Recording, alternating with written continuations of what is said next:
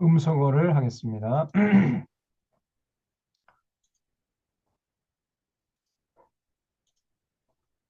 네, 오늘은 지난주에 이어서 신명기 23장부터 하겠습니다.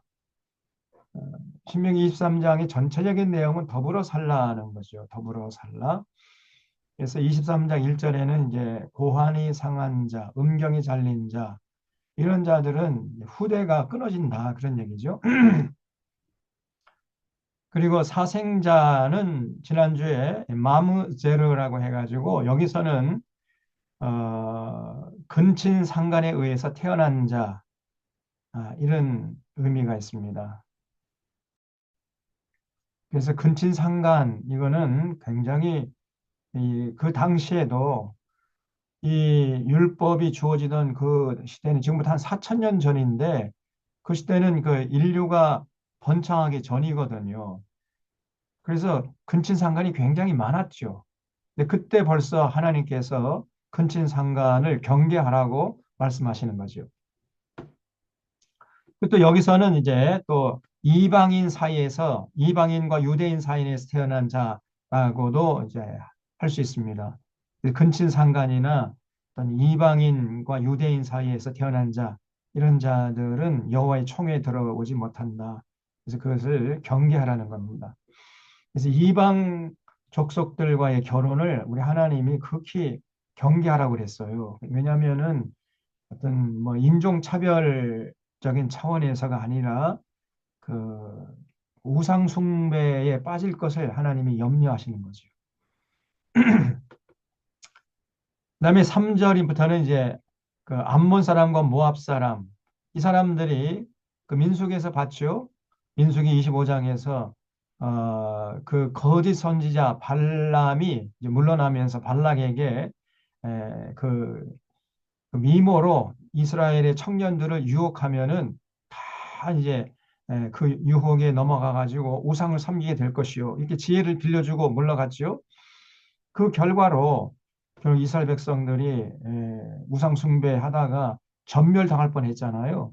그 사건을 하나님이 기억하면서 이 암몬 사람과 모압 사람을 경계하라 이렇게 말씀하시는 거죠. 그리고 7절에 보면 이제 에돔 사람은 이스라엘 족속들과 이제 족보를 거슬러 올라가면 동족이잖아요. 그래서 그 동족을 미워하지 말라 그랬습니다. 너는 에돔 사람을 미워하지 말라. 그는 내 형제임이니라. 그 에돔 사람의 조상이 에서고 이스라엘 백성의 조상이 야곱이죠. 야곱과 에서가 한 형제였잖아요. 그러니까 이스라엘 백성들과 에돔 족속은 동족입니다. 그러니까 동족끼리는 서로 미워하면 안 되죠. 서로 원수 같이 그냥 총칼을 들이밀고 싸우고 죽이고 그러면 안 되지 않습니까? 하나님이 그거를 경계하는 거예요. 우리나라도 이제 한민족 5천 년을 같이 살아온 민족인데 빨리 여러분 한민족이 하나가 되어야 됩니다. 그래서 지금 이 대한민국과 북한 인민민주주의 공화국이죠. 거기도 엄연히 유엔에 가입되어 있는 나라예요. 지금 이 한반도에 두 개 나라가 있는데 빨리 하나로 합쳐야 됩니다. 근데 그거는 어떤 무력으로 하는 것이 아니라 음, 평화적으로. 그래서 평화 공존, 평화 교류, 평화 통일의 길로 가는 것이 하나님의 뜻이에요. 이거를 모든 교회들이 다참 인정하고 공감하고 또 그런 쪽으로 가도록 정치권에게 요구하고 그래야 됩니다. 근데 그런 교회가 사실 극히 드물어요. 오늘 한국 교회에서. 대부분의 특별히 서울에 있는 저 대형 교회들은 다 극우, 북진 통일 뭐 이런 식으로 극우 이념에 빠져가지고 핵 전쟁도 불사한다 뭐 저 윤석열을 지지하고 있잖아요. 아니 핵 전쟁을 해가 이 한반도에 핵 전쟁을 벌어지면 어떻게 한다는 겁니까? 이 좁은 땅덩어리에서 어제 그 윤석열 기자회견 국민 무슨 뭐 대상으로 무슨 설명회 그거를 들으면서 야, 참 저런 사람이 대통령 자리에 앉아 있다니 정말 기가 막힐 뻔입니다. 저 시장 잡배들만도 못한 인식을 가지고 그 말하는 그 태도 좀 보세요. 그 대통령의 품격이라든가 대통령의 언어가 있거든요. 근데 저 사람에게서는 전혀 그런 모습을 찾아볼 수가 없습니다. 아니 시정 잡배 그 술 주정뱅이만도 못한 것이 어떻게 대통령이랍시고 깝죽거리며 거들먹거리고 다니고 있는데 정말 기가 막힐 따름이죠. 어제 여실히 그걸 보여줬죠. 온 국민 앞에서. 그래서 하루라도 단 한 시간도 그 자리에 있으면 안 되는 사람이라는 걸 여실히 보여줬습니다. 아, 나 그거 보고 있는 동안에 정말 혈압이 올라가지고요. 음, 그 사람이 지금 그 동족 간에도 철천지 원수인 저 일본과도 평화 교류하고 군사 동맹 맺겠다고 하면서 같은 한민족 5천 년을 살아온 한 민족 간에 핵전쟁을 불사하겠다는 거예요. 저게 제정신입니까? 이게 전부 다이 미국과 일본과 그 앞잡이 노릇을 하기 때문에 미국과 일본은 그렇게 하면은 뭐 아멘 할렐루야죠. 그걸 원하는 거예요. 우리 한민족, 이 대한민국의 국민들의 생명과 안전에 눈꼽만큼도 관심이 없습니다. 저 사람이. 오늘 이 성경 말씀에 에돔 사람을 미워하지 말라 그랬잖아요. 같은 동족끼리는 서로 미워하지 말고 싸웠다가도 빨리 화해하고 그래야죠. 어, 그다음에 이제 9절부터 보면은 진영을 거룩하게 하는 법. 그래서 그 진영의 안에서는 여기 10절 보세요. 몽설함으로 부정하거든 진영 밖으로 나가고 진영 안에 들어오지 아니하다가 밤에 몽설하는 게 여기 있어요. 남자들이 밤에 자다가 그럴 경우에는 진영 밖에 나가라. 그리고 밖에 있다가 해질 때에 목욕하고 해진 후에 진에 들어와라. 이렇게 해서 그 진영을 깨끗하게 청결하게 유지하라는 거죠. 또 내 진영 밖에 변소를 마련하고 그리로 나가되 내 기구에 작은 삽을 더하여 밖에 나가서 대변을 볼 때 그것으로 땅을 팔 것이요 몸을 돌려 그 배설물을 덮을지니 그 200만 명이 여러분 그 미디안 광야 그 거친 광야를 행진할 때 결국 큰 문제가 아, 의식주 문제고 결국은 또 배설 문제 아니겠습니까? 예? 그래서 진영 안에서 뭐 대소변을 만약에 처리한다면은 그 악취가 날 것이고 그러면 진영이 청결하지 못하면은 전염병이 될 거 아니에요? 그러면 그 공동체가 200만 명이 이렇게 모여서 우글우글 살고 있는데 금방 전멸되는 거죠. 그래서 하나님이 그 진영을 청결하게 할 것을 굉장히 강조하세요. 그래서 대변을 보면은 반드시 진영 밖으로 나가서 볼일을 보고 들어와라. 그리고 반드시 작은 삽을 가지고 밖에 나가서 대변을 보고 그 대변을 그냥 땅 위에다가 이렇게 하지 말고 땅을 파가지고 흙으로 덮으라는 거예요. 제가 대학 때는 그 산악반에 있어서 산악반에서는 이제 등산하잖아요.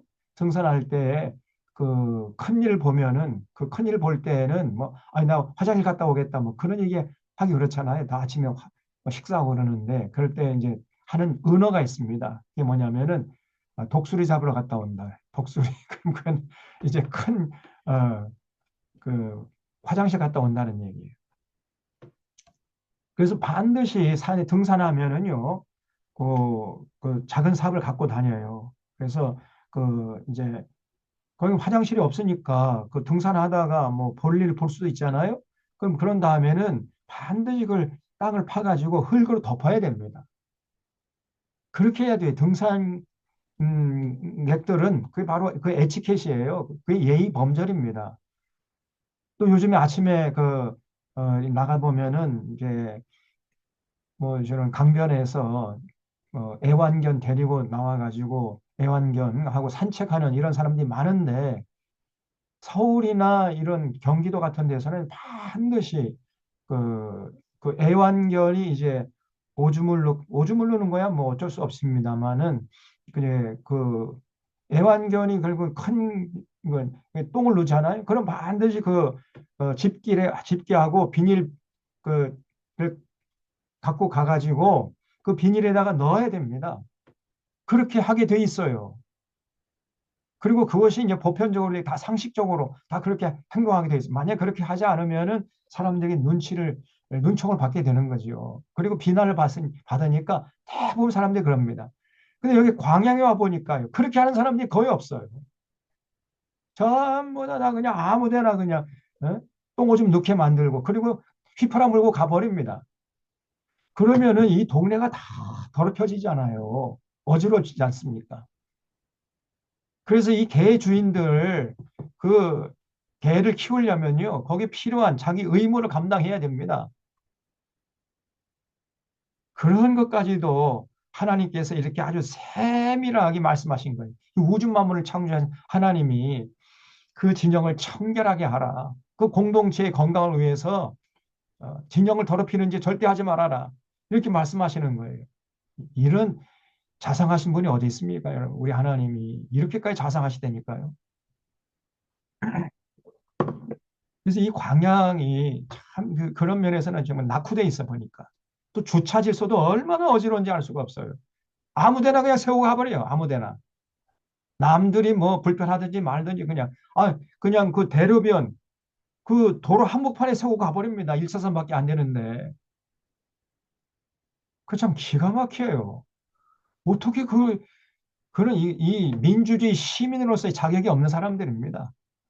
아무 데나 그냥 침을 찍찍 버리고 그 껌도 뱉어버리고 담배 꽁초도 그냥 버려버리고 저런 사람들 저런 사람들은 민주주의를 에, 자격이 없는 사람이다. 근데 그런 게 결국은 가정에서도 교육이 돼야 되고 학교에서 교육이 돼야 되고 교회에서 교육이 돼야 돼 교회에서 전혀 그런 기초적인 이런 것들이 기본이 안 돼 있는 사람들이 많아요. 남들은 뭐 어떤 피해가 가든지 말든지 나만 편하면 된다. 뭐 이런 식의 이 개인주의적인 이런 성향의 사람들이 결국 공동체를 해치는 거죠. 절대 그렇게 하지 말라는 겁니다. 하나님이. 그래서 작은 사물을 더해 밖으로 나가서 대변을 볼 때 그것으로 땅을 팔 것이요 몸을 돌려 그 배설물을 덮어라. 이렇게 말씀합니다. 우리 하나님. 이는 내 하나님 여호와께서 너를 구원하시고 적군을 내게 넘기시려고 내 진영 중에 행하심이라. 그러므로 내 진영을 거룩히 하라. 거룩히 하라. 청결케 하라는 겁니다. 청결케 하는 게 거룩하게 하는 거예요. 다른 게 아닙니다. 성경책 들고 이렇게 다니는 게 거룩한 게 아니라 개인적으로 주변 사람들에게 민폐 끼치지 않는 게 그게 거룩한 거예요. 그래서 그리하면 내게서 불결한 것을 보시지 않으므로 너를 떠나지 아니하시리라. 그렇죠? 또 15절에 종이 그 주인을 피하여 내게로 도망하거든 너는 그 주인에게 돌려주지 말고 그가 내 성읍 중에 원하는 것을 택하는 대로 너와 함께 내 가운데서 거주하게 하고 그를 압제하지 말라. 종이 주인의 학대를 피해가지고 도피했을 때, 도망쳤을 때, 원 주인에게 돌려보내면 그 주인에게 학대받고 또 죽임을 당할 수도 있잖아요. 그러니까 그럴 때는 절대 그 주인에게 돌려보내지 말고 그 종이 원하는 곳으로 가게 해줘라. 우리 하나님이 이렇게 인권을 보장해 주라고 명령하셨습니다.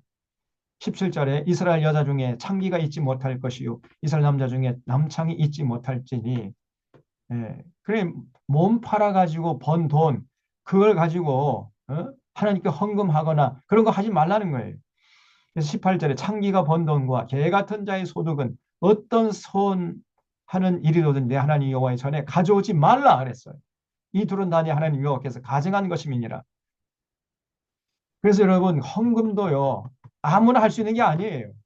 정직하게 땀 흘려 성실하게 일한 사람들이 참 수고의 대가로 누리는 것 중에 10분의 1을 구별해서 드릴 수 있는 것이지 부정한 방법으로 몸을 팔아서 번 돈이라든가 주가 조작해서 뭐 부동산 투기해가지고 주가 주식 투기해가지고 번 돈 가지고 하나님께 헌금 하나님이 기뻐 받으시는 것이 아주 그냥 분노하시는 겁니다, 여러분.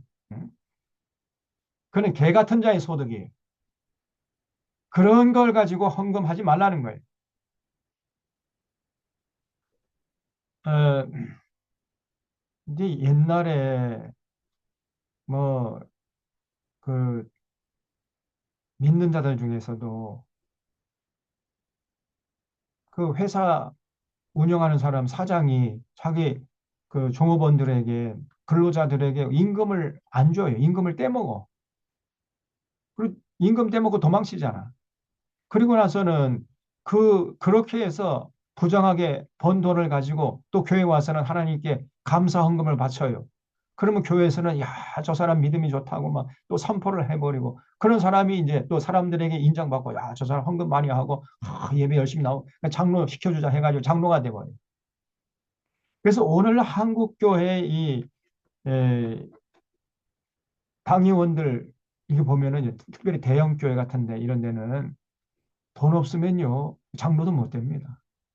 또 장로가 되려면은 그 공식적으로 알게 모르게 인정되는 그 헌금을 해야 돼요. 대형 교회 요즘에 뭐 어떤 그 교회 저쪽에 그 어, 어디 분당에 있는 그 큰 교회가 있는데 거기서는 장로가 되려면 2억을 헌금해야 된답니다. 2억. 장로로 임직하려면은 2억을 헌금을 해야 된다는 거예요. 그게 불문율이라는 겁니다. 그건 교회가 아니죠. 예.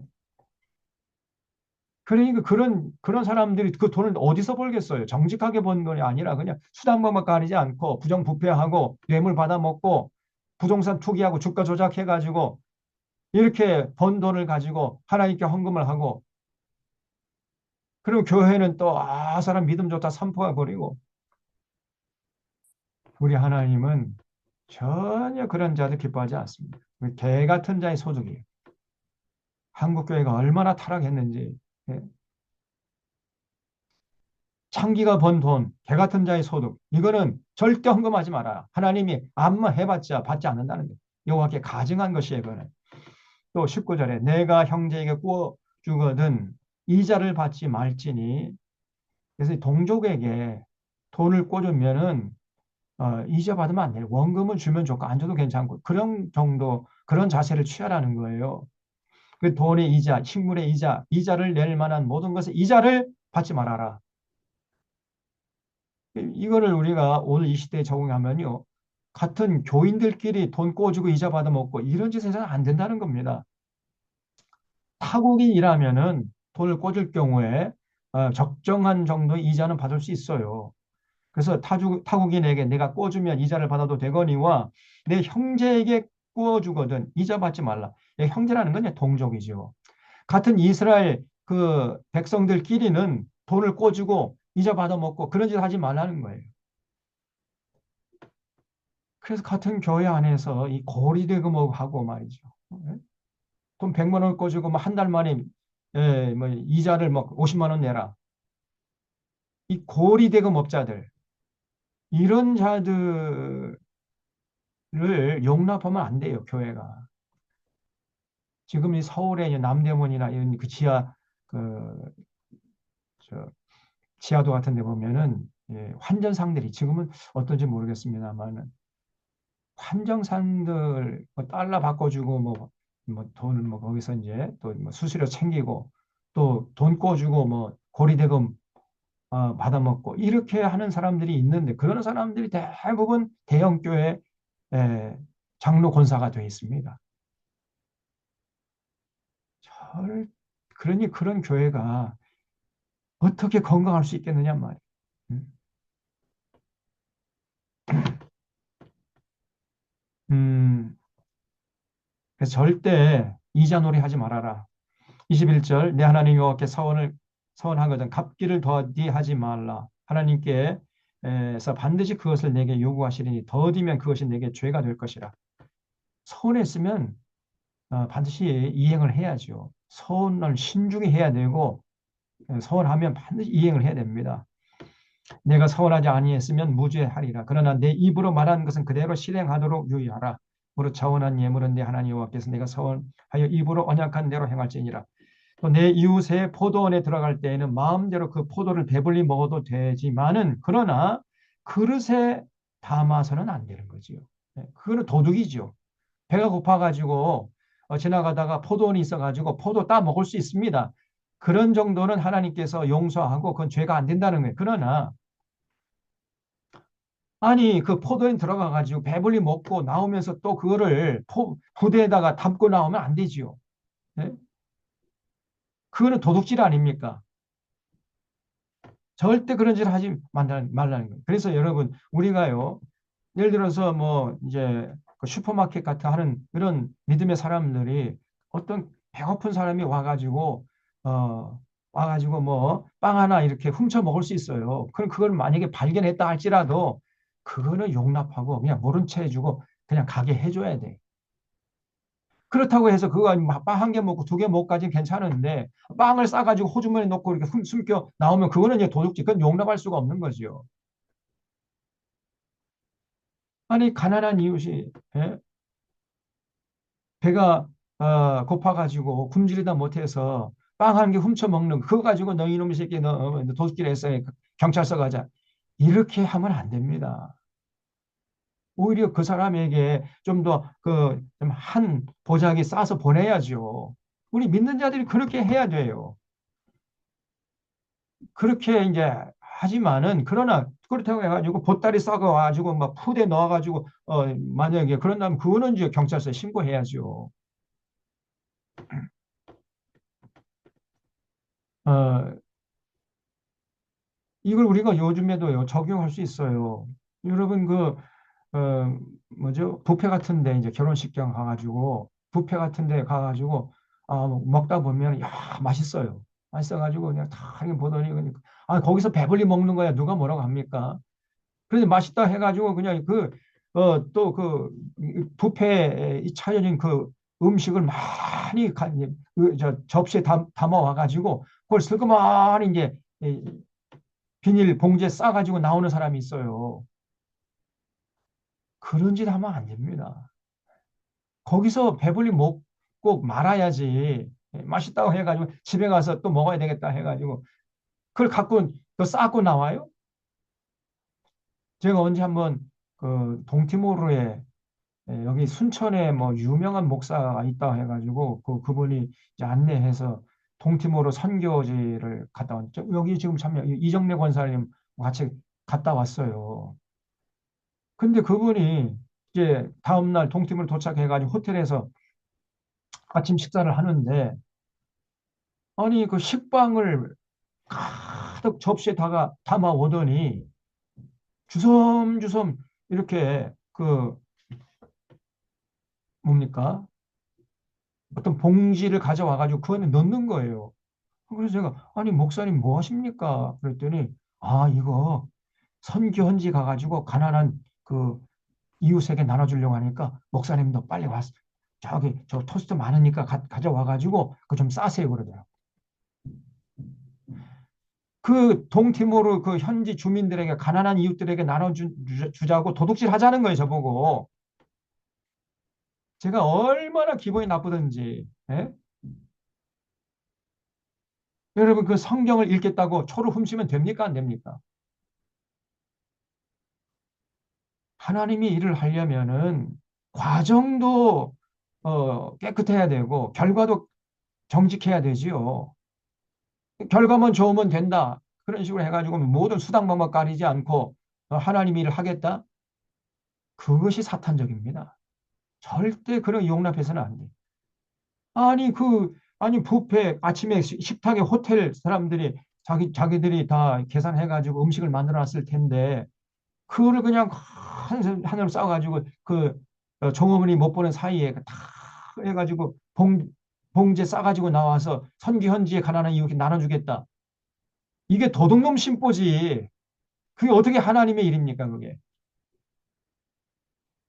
제가 그런다면 그게 목사가 아니더라고요. 이게 완전히 사기꾼입니다. 사기꾼.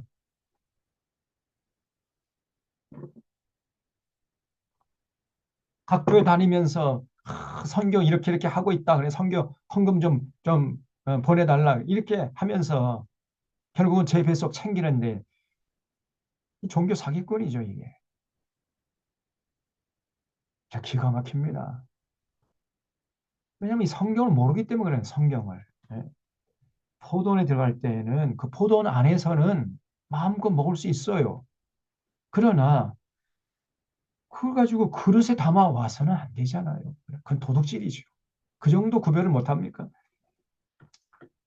그런 내 이웃의 곡식밭에 들어갈 때에는 내가 손으로 그 이삭을 따도 되지만은 그러나 그 이웃의 곡식밭에 낫을 대면은 그건 안 되지요. 배가 고파가지고 지나가다가 그 곡식 이삭을 따 먹는 거 얼마든지 그건 하나님이 용납하시고 그건 죄로 삼지 않아요. 그러나 이웃의 밭 논에 가가지고 그냥 낫을 가지고 가서 그냥 곡식을 베가지고 오게 되면 그거는 도둑질이죠. 그거는 큰 죄가 됩니다. 이 예수님 제자들이 배가 고파서 이제 밀이삭을 이렇게 조금 이렇게 안식일에 밀이삭 조금 따가지고 먹었더니 그 안식일에 그런 일을 했다 해가지고 문제 삼고 그랬잖아요. 그 예수님은 절대 그런 문제 삼지 않았습니다. 그냥 그거는 아니 그 배고픈 자에게 그 안식이고 뭐고 그게 무슨 상관이 있어요. 배고프면 배고픈 사람 그 배고픔을 면하게 해주는 게 최고의 가치지. 그러나 그렇다고 해가지고 그 낫을 갖고 가가지고 이웃에 밭에 들어가가지고 수확을 하고 저 낫을 이 곡식밭에 대면은 안 되지요. 그거는 죄가 되는 겁니다. 그래서 그런 상황을 잘 파악해가지고 판단을 해야지. 예? 함부로 도매금으로 이렇게 사람을 정죄하거나 해서 안 됩니다. 24장에 해 지기 전에 이웃의 옷을 돌려주라 그랬어요. 24장 1절 보면은 이제 사람이 아내를 맞이하여 데려온 후에 그에게 수치되는 일이 있음을 발견하고 그를 기뻐하지 아니하면 이혼 증서를 써서 그 손에 주고 그를 자기 집에서 내보낼 것이다. 이거는 여성의 인권을 보장해 주라는 거예요. 아니, 한번 결혼한 여자를 누가 데려가려고 하겠습니까? 그러면 만약에 딱 결혼했다가 마음에 안 든다 해가지고 신혼 첫날 밤 살아보가 신혼 첫날 밤이 아니라 할지라도 한 달 정도, 1년 정도 살다가 마음에 안 든다 해가지고 이혼을 해버리면은 그 여인은 평생 어떻게 살아가라는 얘기예요. 그러니까 그렇게 이혼할 때는 반드시 이혼 증서를 써주라는 거예요. 그래서 그 여인이 또 이제 재혼할 수 있는 길을 열어주면서 이혼해도 해라. 그래서 여성의 인권을 보장해 주라는 거예요. 그래서 그를 보낼 때에는 반드시 이혼 증서를 써서 그 손에 들려줘서 보내라. 2절 여자는 그 집에 나가서 다른 사람의 아내가 되려니와 그의 둘째 남편도 그를 미워하여 이혼 증서를 써서 그 손에 주고 그를 자기 집에서 내보냈거나 또는 그를 아내로 맞이한 둘째 남편이 죽었다고 하자 그 여자는 이미 몸을 더럽혔은즉 그를 내보낸 전 남편이 그를 다시 아내로 맞이하지 말지니 그 이 일은 여호와 앞에 가증한 것이라 너는 내 하나님 여호와께서 내게 기업으로 주신 땅을 범죄하게 하지 말지니라. 그래서 이게 이런 법을 만든 법 정신이 있어요. 법 정신. 법이라는 것은 법 정신을 구현하기 위해서 만든 거거든요. 그래서 법보다 더 중요한 게 법 정신입니다. 그래서 이 24장에서 여자에게 이혼할 때 이혼 증서를 써서 내보내라. 이렇게 명령하신 그 법 정신은 뭐냐면은 여성의 인권을 보장해 주라는 것이고 함부로 이혼해서는 안 된다는 거예요. 함부로. 예? 그래서 결혼하기 전에 신중히 생각해가지고 결혼하고 일단 결혼했으면은 배우자와 같이 행복하게 살려고 애를 쓰고 어쩔 수 없는 경우에 이혼할 수밖에 없을 때에는 그 여성을 위해서 이혼 증서를 써서 내보내라. 이렇게 하나님께서 말씀하신 거거든요. 근데 예수님 당시에 유대인들이요. 이 법을 아주 악용을 했어요. 이거 봐라. 신명기 하나님께서 여자 와 결혼했다가도 이혼할 수 있도록 하지 않았느냐. 그러니까 걸핏하면은 여자하고 결혼했다가 이혼해 버리는 거예요. 요 신명기 24장 1절 근거 구절로 내세우면서 이거 봐라 하나님이 이혼도 허락하셨다 해가지고는 조금 살아보다가 실증 나면은 그냥 이혼해 버리고 그 이혼할 때 뭐 이혼 증서만 써주면 되니까 쉽게 쉽게 이혼할 수 있는 근거 규정으로 24장 1절을 이용했던 것입니다. 그래서 예수님께서 그걸 보고 막 분노하셨던 것이죠. 예. 너희들이 지금 하나님의 명령을 곡해하고 있고 오용하고 있다는 거예요. 남용하고 있다는 것입니다. 당시 쉽게 쉽게 이혼하는 풍토를 만든 근거가 되었는데 이 구절이 그걸 하나님 예수님이 아주 신랄하게 비난하셨어요. 그 마태복음 19장 7절, 마가복음 10장 4절에 보면 아주 그냥 분노하십니다. 예수님이. 그래서 항상 우리가 이 법 정신에 입각해서 생각해야 돼요. 법 정신. 여성의 인권을 보장해 주라. 여성이 그렇게 이혼을 하게 되면 어떻게 혼자 된 몸을 가지고 살아가겠습니까? 그러니까 그 여성의 미래를 위해서라도 반드시 이혼 증서를 써줘라. 이렇게 말씀하신 거거든요. 근데 이 말씀의 이면에는 그러니까 이혼하면 안 된다는 겁니다. 절대 이혼하면 안 되고 어쩔 수 없는 경우 이혼을 할 경우에는 여성을 보살펴줘라. 이런 뜻이 담겨 있는 거예요. 5절에 사람이 새로이 아내를 맞이했으면 그를 군대로 내보내지 말 것이고, 그죠? 이제 새로 장가간 그런 신랑에게 그 아내를 기쁘게 하기 위해서 그 군대에 보내지 말라는 거예요. 군대도 면제줘라. 1년 동안은 적어도 아내와 같이 동거동락할 수 있도록 해줘라. 얼마나 우리 하나님이 인간적이냐 말이에요. 응? 아무 직무도 그에게 맡기지 말 것이며 1년 동안 한가하게 집에 있으면서 그가 맞이한 아내를 즐겁게 해줘라. 우리 하나님이 이렇게까지 자상하신 분이십니다. 사람이 맷돌이나 그 윗짝을 전당 잡지 말지니 이는 그 생명을 전당 잡음이니라. 여러분, 그 맷돌은 그 가정의 생명줄이지요. 그 가난한 사람의 맷돌을 뺏어버리면, 그 전당 잡으면은 그 사람 먹고 살 길이 막막해지잖아요. 굶어 죽으라는 거잖아요. 절대로 그래서 맷돌은 전당 잡으면 안 된다는 거예요.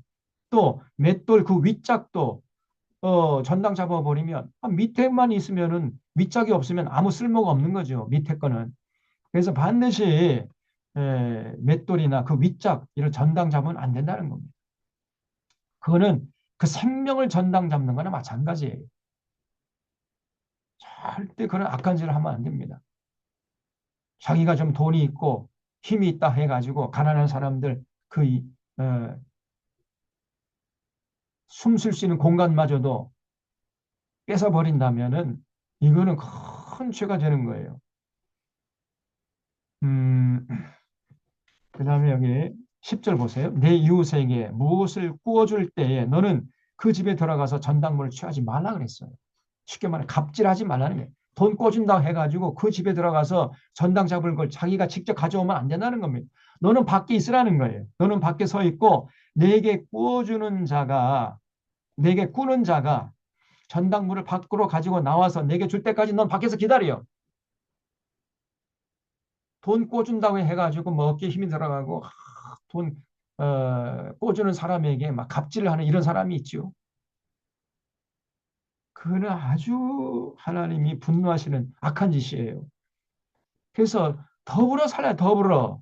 너 혼자만 잘 먹고 살려고 하지 말고 가난한 자들, 소외된 자들, 좀 낙오된 자들, 억눌린 자들 그런 사람들도 함께 살아갈 수 있는 숨 쉴 수 있는 공간을 좀 마련해 줘라. 하나님이 항상 이걸 원하시는 겁니다. 근데 오늘 한국 교회에서 이런 식으로 설교하잖아요. 그러면 정부 착과 빨갱이라고 그래요. 기가 막힙니다. 자유민주주의 사회 속에서 능력 있는 자가 뭐 가난한 자들 그런 사람들 배려하는 거. 이거는 눈꽃만큼 생각하지 않는 거예요. 아, 능력대로 일하고 능력대로 자기 대우받는 거지 뭐. 이 자유민주주의 사회인데 뭐 이런 식으로 얘기한다니까요. 사회상에서는 그렇게 한다 하지만 교회 안에서는 절대 그러면 안 됩니다. 믿는 자들은 세상에 나가서 절대 그런 식으로 살면 안 돼요. 그래서 얼마나 이 10절, 11절 말씀이 귀한 말씀이란 말이죠. 어렵고 힘든 이웃을 배려하면서 그들도 함께 살아갈 수 있는 공간을 만들어주면서 살라는 것입니다. 그래서 여기 12절 그가 가난한 자면 너는 그 전당물을 가지고 자지 말고 해질 때에는 그 전당물을 반드시 그에게 돌려줄 것이다. 그리하면 그가 그 옷을 입고 자며 너를 위하여 축복하리니 그 일이 내 하나님 여호와 앞에서 내 공의로움이 되리라 그랬죠.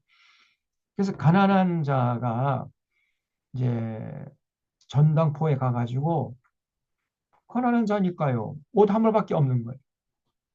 그래서 그 입고 있던 옷을 벗어가지고 전당 잡고 이제 돈을 꿨어요. 그러면 그 전당 잡은 사람은 해지기 전에 반드시 그 옷을 돌려주라는 것입니다. 그래야 그가 이제 그 옷을 입고 잘 수 있지 않겠느냐. 음? 이게 무슨 말이냐면 그 문화와 그 풍토를 좀 알아야 이게 이해가 되는 말인데 그 팔레스타인 땅은요. 그 낮에면은 해가 엄청나게 그 햇빛이 뜨겁습니다. 해가 뜨게 되면 막 그 기온이요. 40도 이상 올라가 버려요. 햇볕에 한 5분만 노출되면은 화상을 입을 정도로 햇볕이 강렬합니다. 근데 해가 지게 되면 또 굉장히 추워져요. 영하로는 안 떨어지지만은 영상 10도 이하로 훅 떨어져 버립니다. 그 사막 지방, 광야 지방의 특성이 그렇잖아요. 낮에는 굉장히 뜨거운데 해가 지기만 하면 추워져요. 그래서 이 옷이라는 게 가난한 자의 옷이 그 한 벌밖에 없는 옷이 낮에는 그 그늘을 만들어줘요. 그늘. 그래서 그 여러분 중동 지방 사람들은 그 뜨거운데 뜨거운 햇볕 속에서 그냥 온몸을 꽁꽁 싸매고 다니잖아요. 눈만 이렇게 나오게. 그래야 시원합니다. 거기서는 그 희한해요. 두껍게 입을수록 시원해 거기서는. 왜냐하면 습도가 낮기 때문에. 햇볕은 강렬하고 습도는 낮기 때문에 여러분 긴 팔 옷을 입고 얼굴까지 다 감싸야 됩니다. 그래야 화상에서부터 예방할 수 있어요. 그리고 또 밤이 되면 그 가난한 자의 옷이 이불이 됩니다. 이불. 그래서 추위를 막아줘요. 그런데 밤이 돼도 안 돌려주면은 그 가난한 자가 얼어 죽을 거 아니냐. 그러니까 해지기 전에 반드시 전당 잡은 옷을 돌려줘라 그랬어요. 그래서 가난한 자도 먹고 살 수 있도록 해줘라. 이게 하나님의 뜻이었습니다. 그래서 우리 교회가 우리 믿는 자들의 공동체 이 교회가 여기에 관심을 가지고 더불어 사는 세상을 위해서 앞장서야 된단 말이죠. 그런데 오늘 한국 교회는 오히려 더불어 사는 세상을 해치는 천덕꾸리가 되어 있습니다. 이런 식으로 설교를 할 수가 없어요.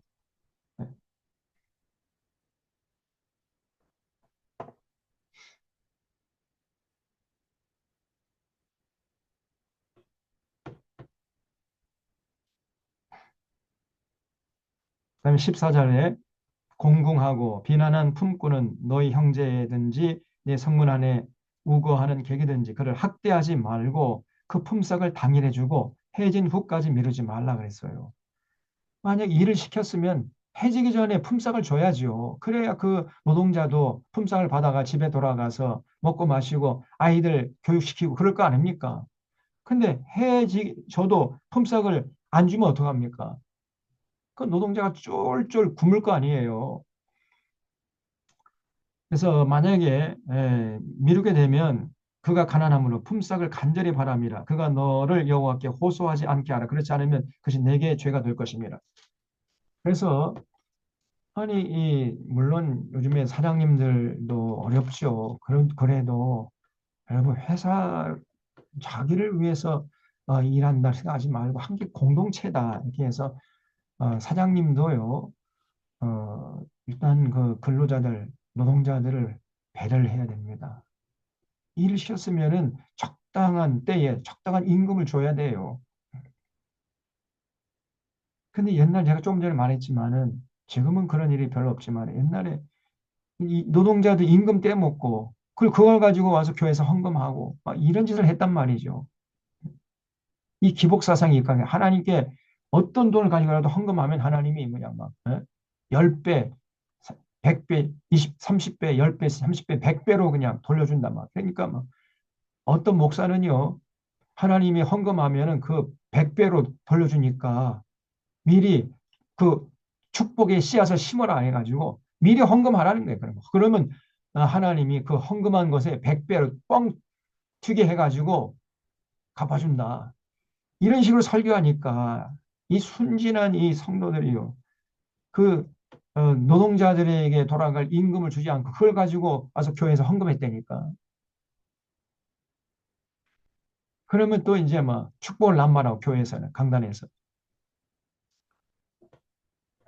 그러니까 교회가 이게 예, 완전히 이거는 음, 강도의 소굴이 되버린 겁니다. 강도의 소굴. 성도들의 호주머니 노려 강도의 소굴이에요. 이미 그렇게 된 지 오래의 교회가. 특히 대형교회는 더 그렇습니다, 여기. 제가 그때 오늘 이 시대에 저 한국에 저 서울에 있는 대형교회는 이 교회 아니에요. 이익 집단, 이익 집단. 서로 자기 계산이 다 있습니다. 주님의 뜻을 받들기 위해서 모인 공동체가 아니라 자기들의 이익을 관철시키고 자기들의 기득권을 유지하기 위한 공동체일 뿐이에요. 주님의 뜻을 따르고자 하는 마음은 눈꽃만큼도 없습니다. 그런 자들이 몰려 있는 것이 저 대형교회. 여러분 이런 그 하나님의 명령을 읽어보십시오. 네. 오늘날 한국교회가 얼마나 이 하나님께서 원하시는 하나님의 규례와 법도와 명령에서 멀리 떠나 있는지 알 수 있잖아요. 16절에는 아버지는 그 자식들로 말미암아 죽임을 당하지 않을 것이고 자식들은 그 아버지로 말미암아 죽임을 당하지 않을 것이니 각 사람은 자기 죄로 말미암아 죽임을 당할 것이니라. 그렇죠? 그 사람에게 죄값을 묻는다는 거예요. 그 죄를 그 아들에게까지 묻지 않는다는 겁니다. 우리 하나님이. 그래서 옛날에 또 어떤 목사가 막 강하게 흐르는 저주를 끊어라 막 그런 책을 냈는데 새빨간 거짓말, 비성경적이고 반성경적입니다. 우리 하나님은 절대로 그 조상의 죄를 그 자식들에게로 전가시키지 않아요. 강하게 흐르는 저주 그런 거 없습니다. 참 기가 막 성경을 모르니까 그런데 자꾸 휘둘리는 거예요. 우리 하나님은 어떤 분인지 전혀 모르고 있는 겁니다.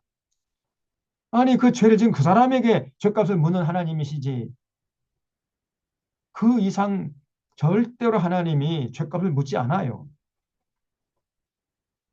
17절에 너는 객이나 고아의 송사를 억울하게 하지 말며 과부의 옷을 전당 잠지 말아라. 객과 고아와 과부 또 숨쉴 공간을 마련해 주라는 거예요. 너는 애굽에서 종되었던 일과 내 하나님 여호와께서 너를 거기서 성령하신 것을 기억하라. 그러므로 내가 내게 이 일을 행하라 명령하노라. 너도 과거에 애굽에서 종노를 할 때 인간다운 대접받지 않았잖아. 어?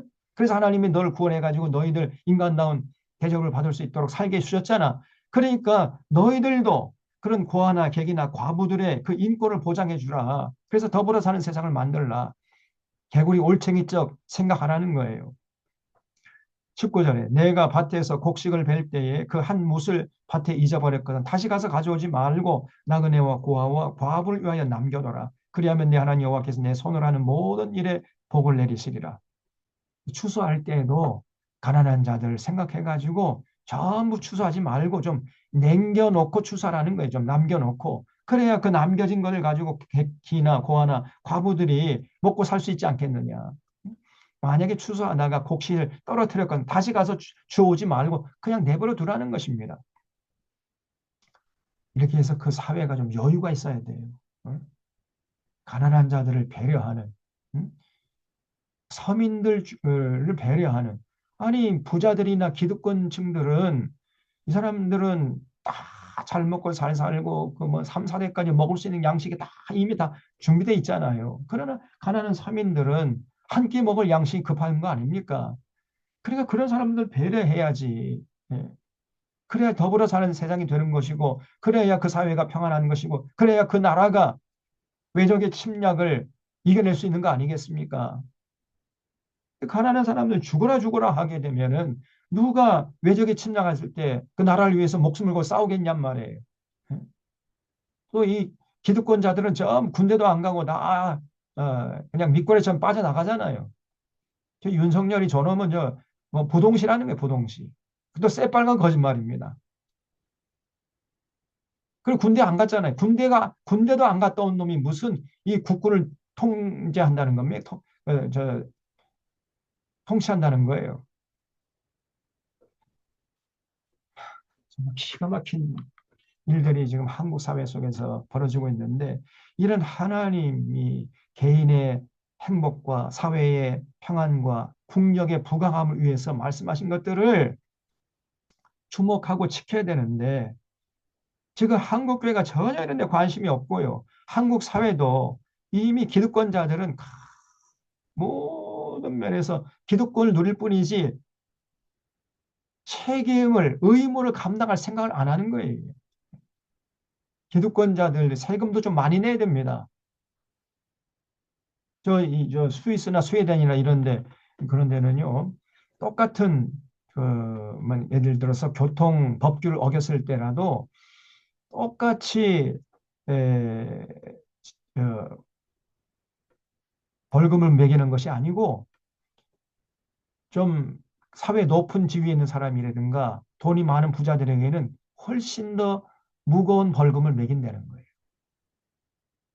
교통 법규를 위반했을 때 그 재산의 많고 적음에 따라서 그 지위의 높고 낮음에 따라서 벌금 액수가 달라진다는 겁니다. 그게 공평한 거예요. 그게 민주적인 사회입니다. 그런데 우리나라는 어떠냐? 예? 이게 거꾸로 돼 있어요. 거꾸로. 그러니 이 나라가 아직 민주주의를 누리려면 한참 멀었죠. 아니 돈 있고 빽 있고 힘 있는 놈들은 전부 군대 다 안 간다니까요. 군대 다 빠져. 서민들 그냥 죽어라 죽어라. 그 20대 그 황금 같은 시기에 우리 때는 3년 군대 갔다 왔잖아요. 3년. 그럼 3년 갔다 오면 머리가 다 굳어져 버립니다. 그러니까 전부 다 뭐 어떻게든지 간에 다 빠지는 거예요. 돈 주고 하든지 백을 쓰든지 뭐 해가지고 윤석열 저러면 부동시라는데 이쪽 시력하고 이쪽 시력이 다르다 해가지고 그 핑계 대가지고 빠졌는데 당구를 500 친다는 거예요. 저런 놈들이 어떻게 여러분 이 대한민국 군대를 지휘할 수 있습니까? 입만 열면 거짓말을 해야 되는 놈인데 어떤 말을 해도 이제 믿을 수가 없습니다. 저 사람 이미 신뢰를 다 잃어버렸어요. 그러니까 빨리 저 자리에서 내려와야 됩니다. 그것만이 마지막으로 양심이 있으면은 어, 그 일을 해야 되는데 뭐 그런 생각 눈꼽만큼도 없겠지요. 그럼 할 수 없이 끌어내려야 돼.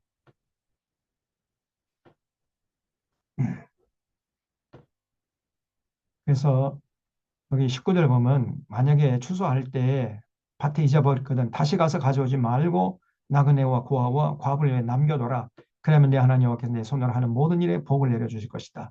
네가 감람나무를 떤 후에 그 가지를 다시 살피지 말고 그 남은 것은 객과 고아와 과부를 위하여 남겨둬라. 감람나무가 이제 올리브 기름을 짜는 그 올리브죠. 그 좀 열매 남겨둬라. 그래야 가난한 자들도 먹고 살 수 있지 않느냐.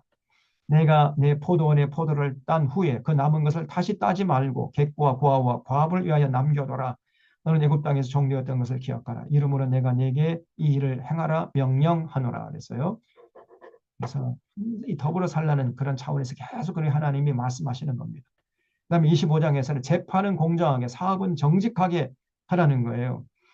그래서 만약에 재판 해가지고 그 재판을 받는 사람이 죄가 아무리 많다 할지라도 여기 25장 2절 보세요. 악인에게 태형이 합당하면 그 재판장은 그를 엎드리게 하고 그 앞에서 그의 죄에 따라 수를 맞추어 때리게 하라. 40까지는 때리려니와 그것을 넘기지는 못할지니 만일 그것을 넘겨 매를 지나치게 때리면 내가 내 형제를 경히 여기는 것이 될까 하노라. 그러니까 법정 최고형이요. 39대까지 곤장을 치는 거예요. 39대 넘으면 안 된다는 겁니다. 아무리 죄를 많이 졌어도 그 죄값을 39대 이상 물으면 안 된다는 거예요. 39대까지 때릴 수 있지만은 40대, 막 50대, 막 60대 치면 어떻게 되냐. 그 사람 죽어버리잖아요. 그거는, 어, 하나님께서 절대 원하는 게 아니라는 겁니다. 아무리 죄인이라 할지라도 법정 최고형이 그 당시에는 39대예요. 사도 바울이 곤장 39대 맞죠? 39대를 5번이나 맞았다 그랬잖아요. 여러분, 이 곤장 맞는 게 이게 저는 군대 가서 맞아봤어요. 군대 가서. 쫄병 때. 예. 제가 공병대 나왔는데 공병대가 뭐냐면은 노가다판입니다. 그래서 그 공병대 안에는요, 쇠 파이프가 많아요. 우리는 곤장 맞을 때 엎드려 뻗쳐 해가지고 그 우리 그 뭡니까 이제 병장이나 그 상병이 1병이나 2병 때리잖아요. 점호 끝난 다음에 그냥 갑자기 기상해가지고 내무반 고참들이 막 줄 빠따 때렸어요. 지금은 뭐 그런 게 없겠습니다만 우리 때만 해도 그런 게 좀 있었습니다. 제가 저 쫄병 때 갑자기 자는데 그냥 기상하더니 그냥 그냥 엎드려 뻗쳐 해가지고 그냥 그 쇠 파이프로 맞는 거예요. 쇠 파이프로. 쇠 파이프 한 5대만 맞잖아요. 그러면 엉덩이 살점이 터져버립니다. 그 피가 흘러나와가지고 그 팬티에 그냥 달라붙어요. 그럼 그거 뛸려면 이거 얼마나 아픈지 알 수가 없어요. 5대만 맞아도 이 엉덩이 살점이 떨어져 나가고 피가 흥건히 고이는데 39대 맞아봐요. 그 사람 죽으라는 거지요. 네. 절대 39대 이상 때리지 말아라. 하나님이 이렇게 말씀하셨습니다.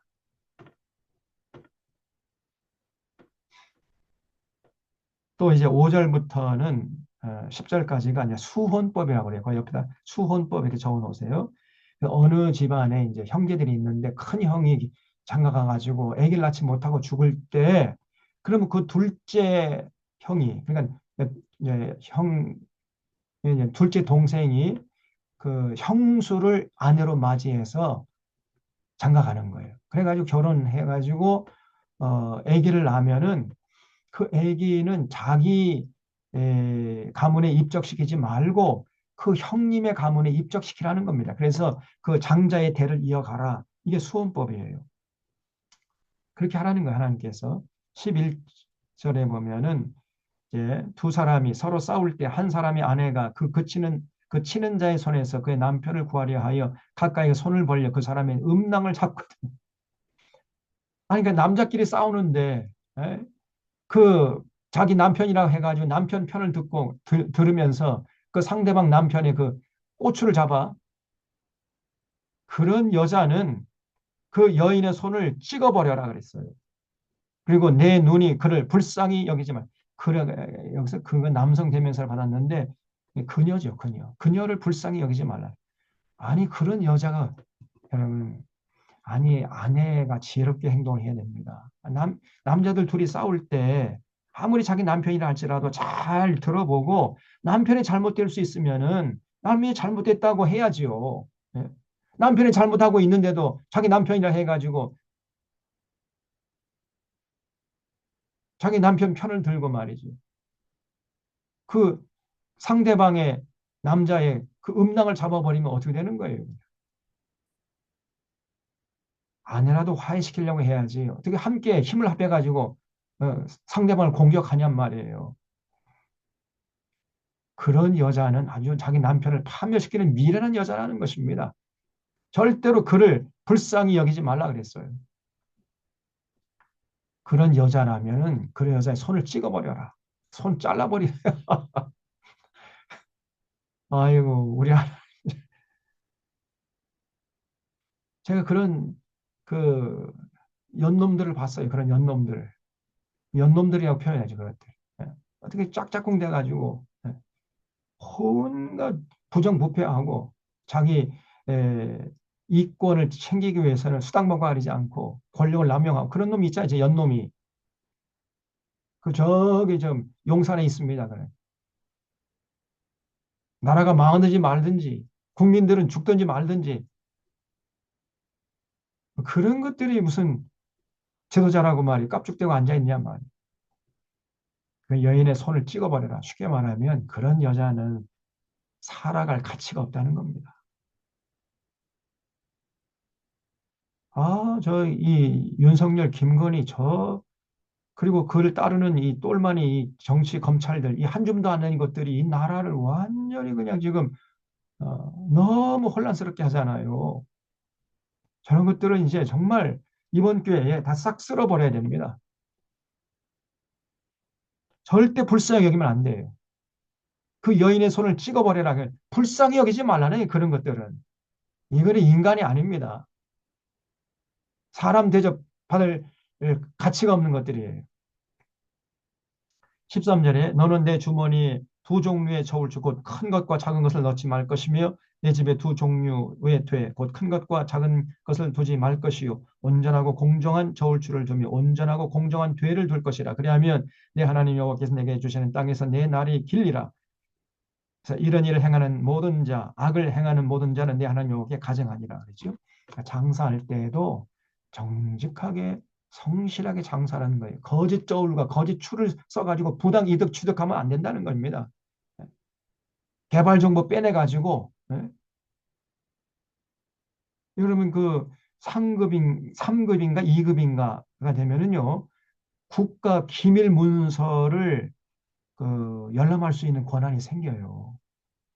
그러면 지금 우리네 한국 대한민국의 그 개발 계획이 이미 마스터 플랜이 다 돼 있습니다.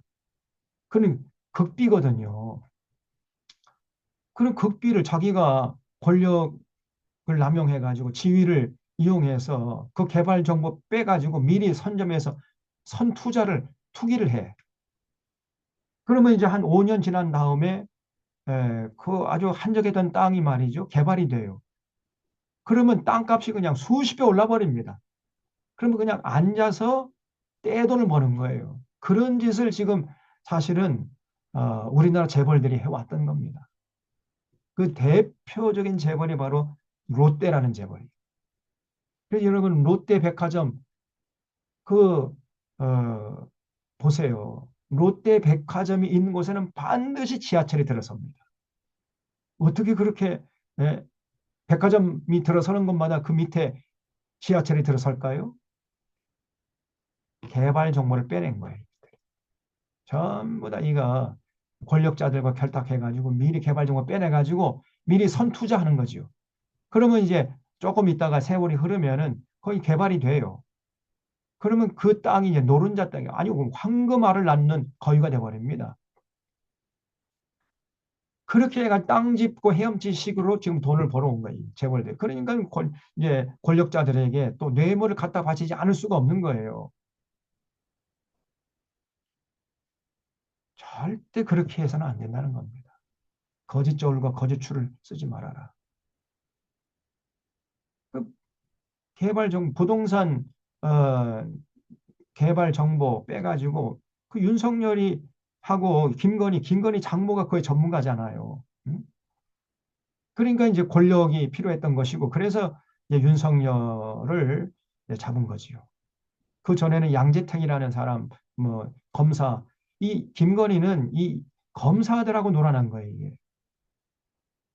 검사들에게 몸을 팔다가 결국 그 종착점이 이제 윤석열인데 이 자기 아내하고 자기 장모가 부동산 투기하고 주가 조작하고 뭐 이런 걸 전부 다 뒤에서 권력을 남용해가지고 뒷배를 봐준 놈이 윤석열 아닙니까? 그게 대통령이 지금 깝죽대고 있는 거예요.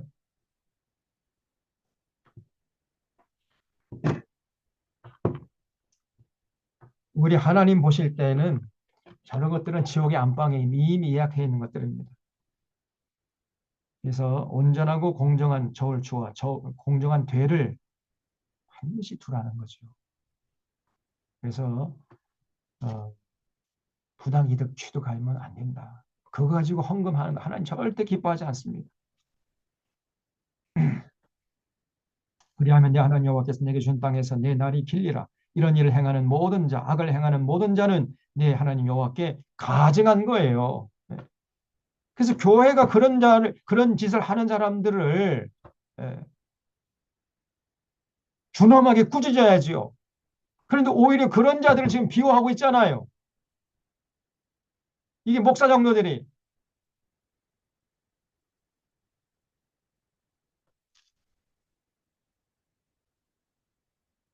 목사 장로들이 아닙니다. 저것들 똑같은 것들이에요.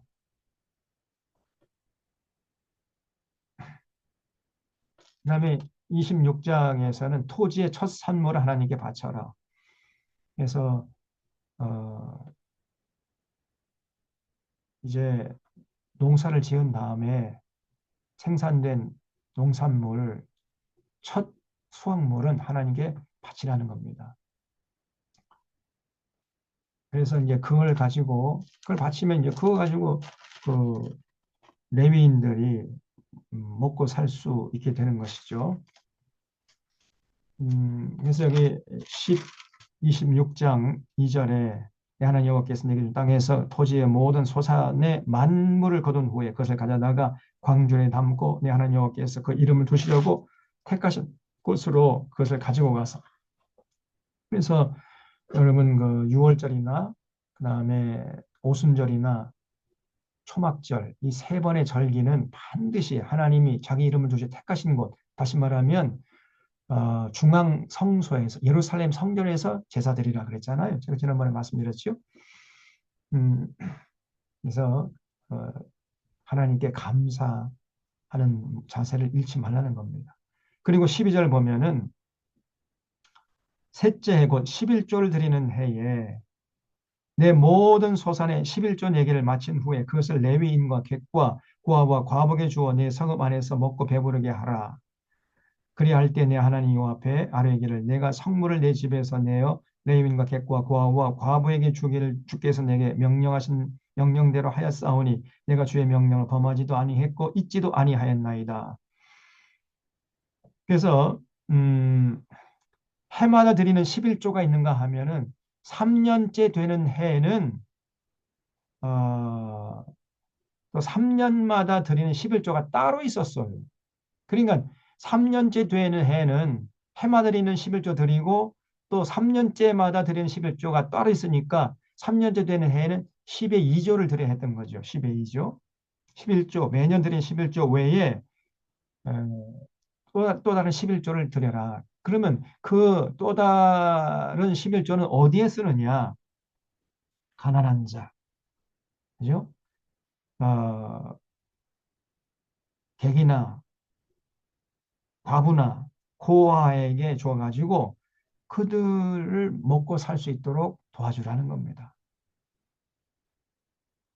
그러니까 출애굽한 다음에 해마다 드리는 11조를 드리다가 3년째 되는 해에는 10의 2조를 드려가지고 10의 1조는 그 이제 제사장들, 1차적으로는 제사장들이 먹고 살 수 있도록 해주고, 그 다음에 또 하나의 11조를 바친 다음에 그거 가지고는 가난한 자들, 객이나 고아와 과부들을 도와줘가지고 그들을 먹고 살 수 있도록 해줘라. 이렇게 하나님 말씀하셨어요. 그래서 16절에 오늘 내 하나님 여호와께서 이 규례와 법도를 행하라고 내게 명령하시나니 그런즉 너는 마음을 다하고 뜻을 다하여 지켜 행하라는 거예요. 그래서 이 규례와 법도를 요약하면 하나님 사랑과 이웃 사랑이죠.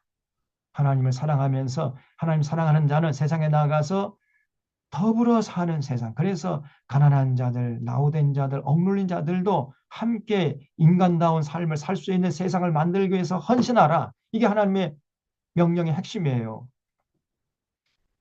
거기에 온 마음을 다하고 뜻을 다하여서 행하라는 것입니다. 그래서 내가 오늘 여호와를 내 하나님으로 인정하고 그 도를 행하고 그의 규례와 명령과 법도를 지키며 그의 소리를 들으리라 화건하였고 여호와께서도 내게 말씀하신 대로 오늘 너를 그의 보배로운 백성이 되게 하시고 그의 모든 명령을 지키라고 하셨느니라. 그런즉 여호와께서 너를 그 지으신 모든 민족 위에 뛰어나게 하사 찬송과 명예와 영광을 삼으시고 그가 말씀하신 대로 너를 내 하나님 여호와의 성민이 되게 하시리라. 하나님의 명령은 우리를 위한 우리 행복하고 개인은 행복하고 사회는 평화롭고 국력은 부강하게 하는 비결, 그 원리로서 주어진 것이 하나님의 규례, 법도와 명령. 이거 한마디 율법이라고 하죠. 율법. 율법 정신이 뭐냐? 우리들 이 땅에 사는 동안 행복하게 살라고. 구원받은 자들이 세상에 나가서 빛과 소금 역할을 감당하며 살라고. 그래서 그 사회가 평화롭고 그 국가가 부강하게 되어가지고 감히 이방 민족들에게 침략받지 않는 그런 삶을 살라고 하나님께서 명령하신 거예요. 그러면 그걸 잘 귀담아 듣고 지켰어야죠. 기쁨으로 감사함으로 자발적으로 지키려고 해야 됐던 건데 이스라엘 백성들이 나중에는요. 그 지키기를 싫어했어요. 그러다가 그 율법에 팽개쳐 버리고 짓밟아 버렸던 것입니다. 그리 하나님이 분노하신 거죠. 나중에는 실망에 실망을 거듭하다가 나중에는 그냥 분노하셨던 거기에 대한 기록이 구약 성경입니다. 다른 거 아니에요. 어, 그래서 27장에 보면은 이제 하나님의 규례와 법도를 지켜 행하라는 거예요. 반드시 그 하나님의 모든 규례 법도를 그 돌판에 새겨가지고 그걸 지키고 그걸 행하라. 그래서 여기 10절 보세요. 27장 10절에 오늘 내가 내 하나님 여호와의 백성이 되었으니 이게 되었어요. 이걸 지키면 백성으로 삼아줄 게가 아니고 이미 그 율법을 지키기 전에 하나님의 백성이 되었습니다. 이제 이스라엘 백성들이. 하나님 백성이 되었으므로 백성답게 살게 만들어주는 원리인 그 명령을 이제 지켜야 된다는 거예요. 이걸 지키면 하나님 백성으로 삼아줄 게가 아니고 큰 차이입니다. 이게. 너희들이 이미 하나님 백성이 되었어 이제. 백성이 되었기 때문에 백성답게 살기 위해서는 반드시 이렇게 살아야 된다는 거예요. 그래서 율법이 필요한 것입니다. 그래서 오늘날도 마찬가지예요. 우리가 구원받고 하나님의 백성이 되는 것은 예수님의 은혜로, 예수님의 십자가의 보혈의 은혜로 우리가 구원받지요. 그럼 구원받은 백성에게는 그럼 율법 필요 없습니까? 아니지요. 구원받았기 때문에 더 필요한 거예요. 더. 왜냐하면 구원받은 백성답게 이 땅에서 구별되게 거룩하게 살기 위해서는 율법이 필요하단 말이에요. 근데 그 율법도 이 신명기의 율법이 아니라 예수님께서 이 신명기 율법을 더 업그레이드 시켜놨거든요. 업데이트 시켰어요. 그게 이제 산상수훈이고 복음서에서 기록하는 예수님의 가르침이죠. 그 가르침을 마음에 새기고 실천을 해야 돼요. 그 실천할 때 구원받는 것이 아니라 이미 예수님의 은혜로 구원받았기 때문에 이제 구원받은 백성답게 살기 위해서는 예수님의 가르침에 입각해서 생각하고 판단하고 말하고 행동해야 된단 말이에요. 그것이 신앙생활이에요. 다른 거 아닙니다. 삶의 현장에 나아가서 예수님의 가르침대로 살아갈 때 우리가 예수님의 통치를 받는 자들이 되는 것이고 그러면 그 사람이 천국 백성이 되고 그 참 평안과 기쁨과 참 자유를 만끽하면서 살게 되는 것입니다. 근데 오늘날 한국교회가요. 이걸 구별을 못하고 있어요. 예수님의 은혜로 구원받았기 때문에 이제는 율법은 필요 없다. 그래서 율법 폐기주의자들이 되어버렸어요. 율법은 전혀 우리의 구원과는 상관이 없어요. 우리 구원을 위해서 주어진 것이 아니고 구원받은 자의 그 이후의 삶을 위해서 주어진 것인데 한국교회가 이것을 지금 어, 분별치 못하고 있는 겁니다. 많은 목사들이 예수님의 은혜로 구원받았기 때문에 이제 율법은 필요 없다. 그래서 마치 율법이 구원을 위한 전제 조건으로 주어진 것으로 가르치고 있는데 전혀 아닙니다. 구원받은 자의 그 이후의 삶을 위해서 주어진 거예요. 여호와 하나님의 백성이 되었어요. 이제 되었어. 이미 율법이 주어지기 전에 하나님께서 이스라엘 백성들을 그 노예 생활하던 애굽에서 해방시켰잖아요. 그래서 하나님 백성 삼아 주셨잖아요. 그러니까 너희들 이제 하나님 백성답게 살려면은 그 하나님의 백성의 정체성을 잃지 않으려면 요렇게 살아라. 그렇게 말씀하신 거예요. 그래서 그런즉 내 하나님 여호와의 말씀을 청종하여 내가 오늘 내게 명령하는 그 명령과 규례를 행할지니라. 마치 제가 이제 쉬운 예를 들어 드린다면은 거지와 왕자 그 동화 있잖아요. 어느 날 갑자기 거지가 자 왕자하고 옷을 바꿔 입었지요. 그 왕궁에 들어간 그 사람은 거지 왕복을 왕자의 의복을 입은 거지예요. 실제로는 어제까지만 해도 한 푼 줍쇼 빌어먹던 사람이 갑자기 이제 그 왕자의 옷을 입고 왕궁에 가서 살게 됐잖아요. 그러면 왕궁에 들어가서 살려면은 거기서 계속해서 왕자답게 대우를 받으면서 살려면은 그 왕궁의 법도를 빨리 익혀가지고 그 왕궁의 법도대로 살아야 된단 말이죠. 그래야 신하들에게 계속해서 아, 저 사람은 진짜 왕자가 맞아. 이렇게 인정받고 왕궁에서 계속 살 수 있을 거 아닙니까? 근데 이제 왕자가 되었는데 그 왕궁에서 살아가면서 막 개걸스럽게 어제 뭐 빌어먹던 그 습성을 버리지 않고 신하들이 밥상을 챙겨오면 그냥 달려들어가지고 막 개걸스럽게 주워 먹고 남김없이 주워 먹어버리면은 그럼 신하들이 볼 때 아이고 저런 게 무슨 왕자야. 예? 이렇게 생각할 거 아닙니까? 왕자 대접받지 못하고 이제 쫓겨난 거니 왕궁에서. 왕자라면요. 한 입 먹고 맛있다 그러고 이제 좀 남겨놔야 돼. 그러면 그걸 가지고 또 이제 그 왕궁에서 일하는 사람들이 나눠 먹고 그럴 거 아닙니까? 그런데 그냥 그 거지근성 버리지 못해가지고 막 개걸스럽게 그냥 다 먹어 치우면은 그 허겁지겁 그냥 상을 들어가기도 전에 막 손으로 집어 먹고 막 씻지도 않고 주워 먹고 막 이렇게 왕자답지 못하게 행동을 하면은 신하들에게 왕자 대접 받지 못하잖아요. 왕궁에 들어갔으면 왕궁의 법도를 빨리 익혀서 거기에 입각해서 살아야 됩니다. 그래 왕궁에서 계속 살 수 있어요. 율법이 마치 왕궁의 법도야. 그래서 그 왕궁의 법도, 율법을 지키지 않으면은 그러면 하나님의 백성다운 정체성을 잃어버리게 된다는 거죠. 그래서 이 굉장히 긴밀한 연관이 있습니다. 그러나 예민하게 구별해야 돼요. 법도를 다 지킬 때 하나님의 백성이 되는 것이 아니라 이미 하나님 백성이 하나님의 은혜로 됐어요, 우리가. 예수님의 은혜로. 그러면은 그 구원받은 하나님의 백성다운 정체성을 잃지 않기 위해서 우리에게 필요한 것이 율법이에요. 하나님 사랑하고 이웃 사랑하면서 세상에 나가서 더불어 사는 이런 모습을 잃지 말아야 저 사람은 진짜 구원받은 하나님의 백성이야. 사람들에게 인정받을 수 있단 말이에요. 그러니까 하나님께 인정받는 거예요. 그걸 잘 구별해야 됩니다. 그래서 27장 11절 이하를 보면은 하나님께서 에발 그 백성들을 두 패로 쫙 나눠 가지고 한쪽은 그리심산에 서고 한쪽은 에발산에 서게 하라는 거예요. 그래서 12절 보면은 시므온과 레위와 유다와 이사갈과 요셉과 베냐민은 그리심산에 서라. 그리고 르벤과 갓과 아셀과 스불론과 단과 납달리는 에발산에 서라는 거예요. 그래서 레위 사람이 큰 소리로 하나님의 명령을 이제 이렇게 선포하면은 전부 다 모든 백성들이 아멘 하라는 것입니다.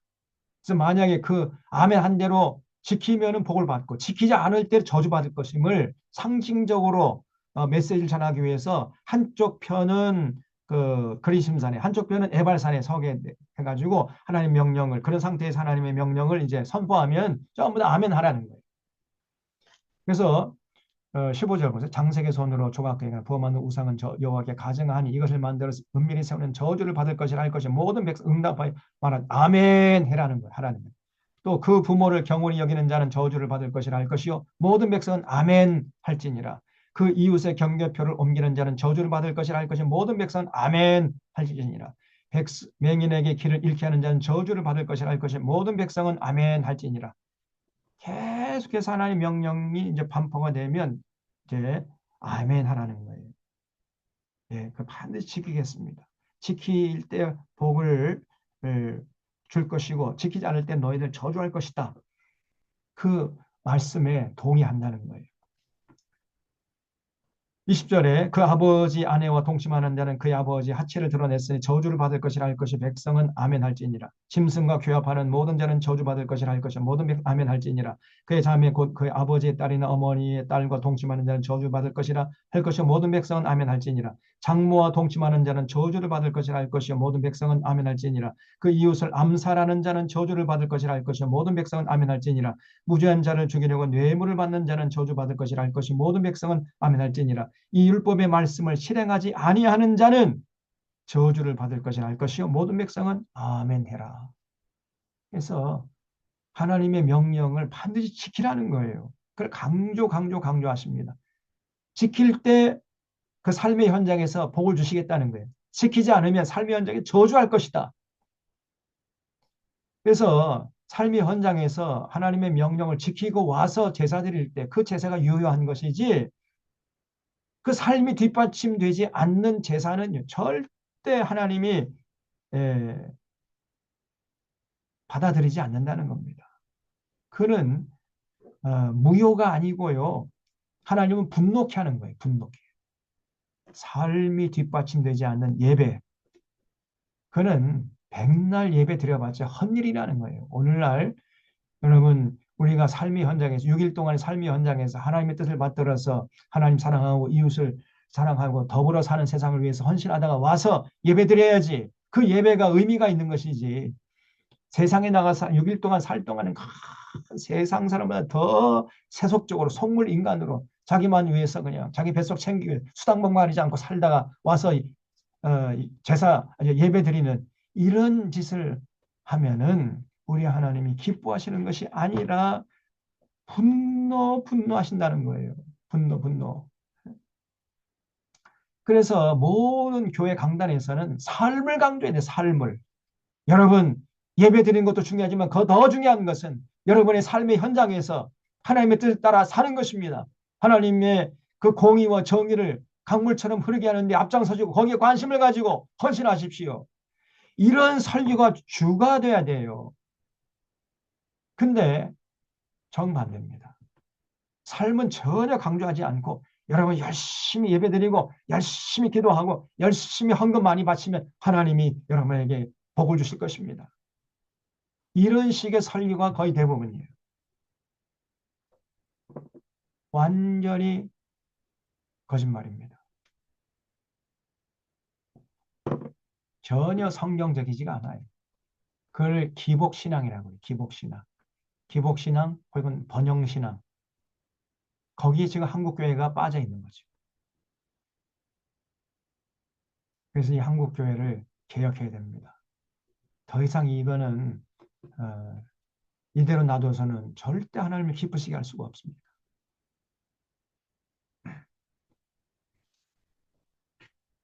그럼 28장에서는요. 이제 이렇게 하나님께서 이스라엘 백성을 위해서 개인의 행복과 사회의 평안과 국력의 부강을 위해서 다 말씀하신 다음에 너무나 자세하게 말씀하셨잖아요. 이거를 지키면은 내가 너희들에게 복을 주겠다는 거예요. 그러나 이걸 지키지 않으면 내가 너희들 저주하겠다. 이렇게 말씀하시는 내용입니다. 28장이. 그래서 레위기 26장과 똑같아요. 레위기 26장에도 똑같은 얘기하고 있죠. 그래서 28장 1절부터 14절까지는 지킬 때 복 주겠다는 얘기입니다. 그리고 15절부터 68절까지가 전부 지키지 않을 때 저주하겠다는 내용으로 돼 있어요. 그러니까 68절 빼기 15년, 53절이 지키지 않으면 저주하겠다는 거죠. 그러니까 지키면 복을 주겠다는 얘기는 14절까지밖에 안 되고 지키지 않을 때 저주하겠다는 내용은 53절이나 이렇게 길게 장황하게 하나님이 말씀하세요. 여기를 통해서 알 수 있는 게 뭐죠? 벌써 하나님의 마음이 걱정이 되는 거예요. 이스라엘 백성들이 장차 가나안 땅에 들어가서 내가 명령한 명령대로 살아야 되는데, 예? 그래야 저희들 개인은 행복하고 사회는 평화롭고 국력은 부강해가지고 이방 족속의 침략을 받지 않고 식민지로 전락하지 않고 거기서 계속 살 수 있을 텐데, 그런데 하나님 보실 때 이 걱정이 돼요. 저 사람들이 잘 지키지 않을 것 같거든. 그러니까 하나님께서 너희들 지키지 않으면 내가 너희들 저주한다. 저주할 거야. 반드시 저주할 거야. 지킬 거지. 이렇게 계속해서 신신당부하는, 그렇기 때문에 지키지 않을 때 저주한다는 말이 이렇게 에, 길게 장황하게 말씀하고 계세요.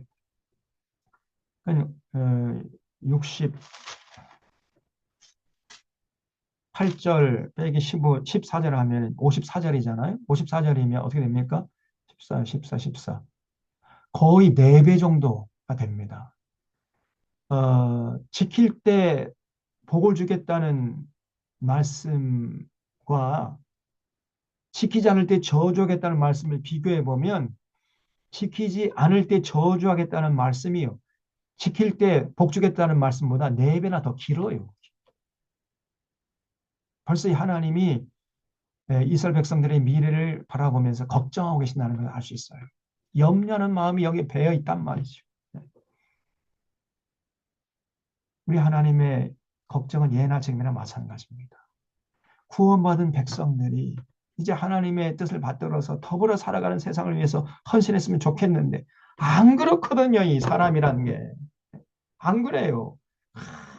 자기 혼자 잘 먹고 잘 살고 자기 가정만 문제가 없으면 그냥 복 받았다 그러고 아멘 할렐루야라고 그러고 주변 사람들 굶어 죽든지 말든지 하나님의 공의와 정의가 땅에 떨어져가 짓밟히든지 말든지 나라가 망하든지 말든지 관심 없이 그저 자기 가정만 평화롭고 자기 가정 사업만 잘 되면은 복 받았다고 생각하니 또 그런 식으로 설교를 해대고 있으니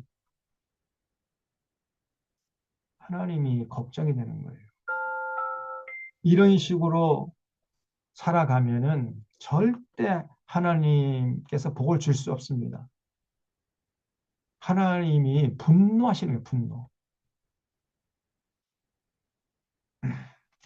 그래서 여기 구체적으로 살펴보면요. 28장 1절부터 한번 제가 보겠습니다. 내 하나님 여호와의 말씀을 삼가 듣고 마음을 다해서 잘 경청해서 그 명령을 마음에 새기고 지켜 행하면 내 하나님 여호와께서 너를 세계 모든 민족 위에 뛰어나게 하실 것이라. 내가 내 하나님 여호와의 말씀을 청종하면 모든 복이 내게 임하며. 어떨 때 복이 임한다고요? 하나님 말씀을 삶의 현장에서 지킬 때 복이 임하는 거예요. 교회 안에서 예배 드릴 때가 아니고 삶의 현장에서 하나님의 명령대로 살아갈 때 그때 복이 임한다 그랬어요. 분명하셔야 됩니다. 교회에서 막 헌금 많이 하면 복 준다. 새빨간 거짓말이에요. 절대 그런 데 휘둘리면 안 됩니다. 이 모든 복이 내게 임하며 내게 이르느니 성읍에서도 복을 받고 들에서도 복을 받을 것이며 내 몸의 자녀와 내 토지의 소산과 내 짐승의 새끼와 소와 양의 새끼가 복을 받을 것이며 내 광주의 떡반죽 그릇이 복을 받을 것이고 네가 들어와도 복을 받고 나가도 복을 받을 것이다. 여호와께서 너를 대적하기 위해서 일어난 적군들을 내 앞에서 피하게 하시리라. 그들이 한 길로 너를 치러 들어왔으나 내 앞에서 7길로 도망하게 될 것이라는 거예요. 진짜 하나님의 명령대로 살잖아요. 그러면 대적이 일어날지라도 한 길로 왔다가 7길로 도망칩니다. 감당할 수가 없어요. 여호와께서 명령하사 내 창고와 내 손을 한 모든 일에 복을 내리시고 내 하나님 여호와께서 내게 주시는 땅에서 내게 복을 주실 것이며 여호와께서 내게 맹세한 대로 너를 세워 자기의 성민이 되게 하시리니 이는 내가 내 하나님 여호와의 명령을 지켜 그 길로 행할 것임이니라.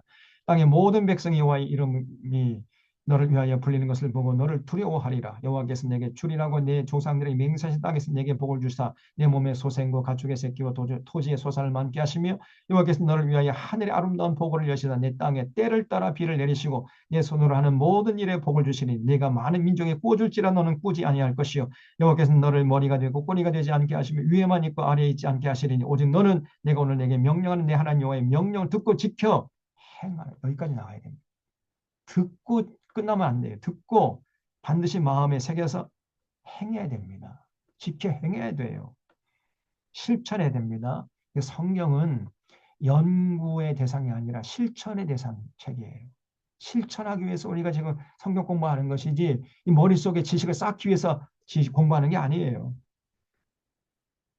반드시 실천해야 됩니다.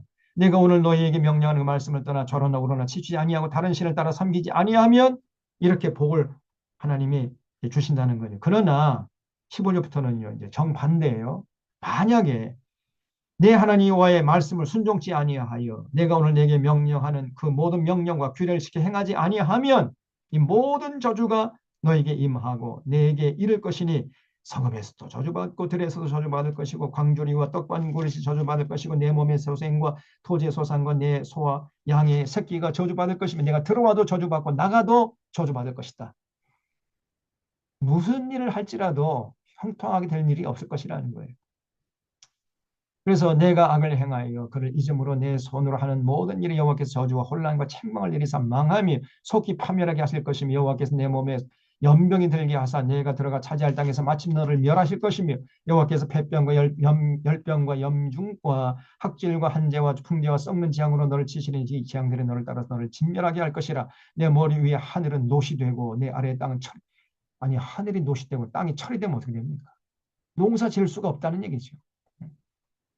하늘에서 이른 비를 내려줘야죠. 그래 땅이 이제 비를 흡수해 가지고 농산물을 이제 생산해 낼 건 아닙니까? 그런데 땅이 철이 되면 어떻게 돼요? 식물들이 자랄 수가 없지요. 그러면 기근이 옵니다. 그래서 여호와께서 비 대신에 티끌과 모래를 내 땅에 내리시리니 그것들이 하늘에서 내 위에 내려 마침내 너를 멸하리라. 그래서 하나님이요 이 신명기에서 말씀하신 대로 이스라엘 역사 속에서 실천하셨어요. 이스라엘 백성들이 하나님의 명령을 지킬 때는 정말 말씀대로 약속대로 축복했습니다. 복을 줬어요. 그래서 모든 사람들이 행복하게 살아가고 사회가 평화롭고 국력이 부강해가지고 감히 어떤 민족이 넘보지 못하는 나라를 이루었어요. 그러나 하나님의 명령대로 살지 않으면 반드시 어떤 일이 있었느냐? 개인은 불행해져요.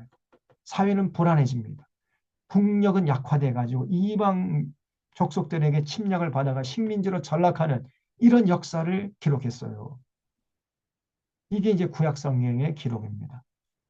우리가 이제 다음 주부터 여호수아를 살펴볼 텐데 이 신명기의 약속이 그대로 이스라엘 역사 속에서 이루어졌구나 하는 걸 확인하는 작업이에요. 그게. 새로운 내용이 있는 게 아니라 신명기에서 하나님께서 약속을 이미 해 놓으셨어요. 우리 하나님은 약속대로 하십니다. 약속대로. 내가 이걸 너희들 명령을 지키면 내가 복을 주겠다. 약속했지요? 그럼 약속대로 지킬 때 복 주세요. 내가 너희들 이 명령 지키지 않으면 저주하겠다. 약속했잖아요. 그 약속대로 이스라엘 백성들 하는 명령 지키지 않을 때 저주했어요. 진짜로. 그래서 하늘에서 이른 비 늦은 비가 내리지 않아요.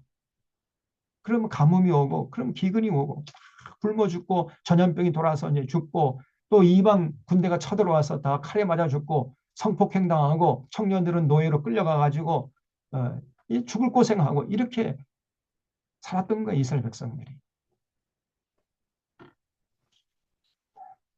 거기에 대한 기록을 우리가 이제 여기서부터 쭉 다음 주부터 살펴볼 겁니다.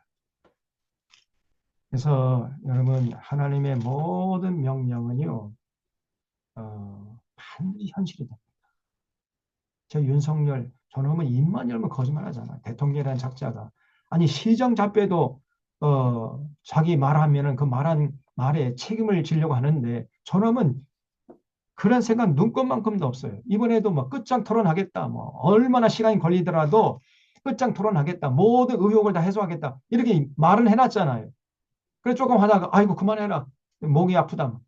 아니 그 반말 찍고 찍찍 해버려요. 또 모든 백성, 모든 국민들이 보고 지금 전 세계 기자들이 다 보고 있는데 예? 자기 밑에 있는 사람이라 할지라도 그렇게 얘기하면 됩니까?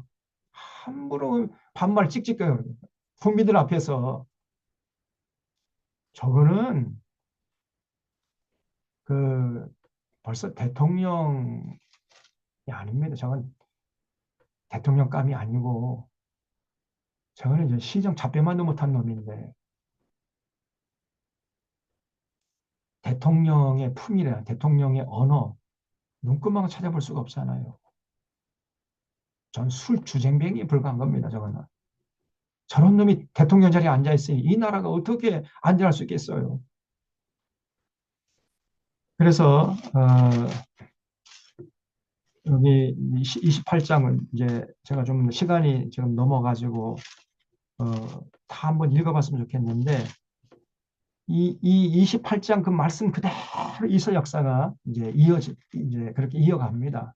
그거를 미리 알아놔야 이제 역사서 여호수아부터 쭉 해서 살펴볼 역사서가 이해가 되기 때문에 다음 주에 신명기 28장 조금 더 자세히 하고 나머지 못했는데 29장부터 32장까지 간단하게 살펴보고 여호수아를 이어가도록 하겠습니다.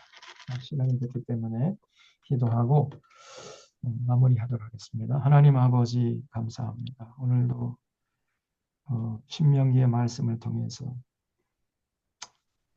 이스라엘 백성들을 구원하신 다음에 이스라엘 백성들에게 요구하시는 것이 무엇인지 분명하게 깨닫게 하시오니 감사합니다.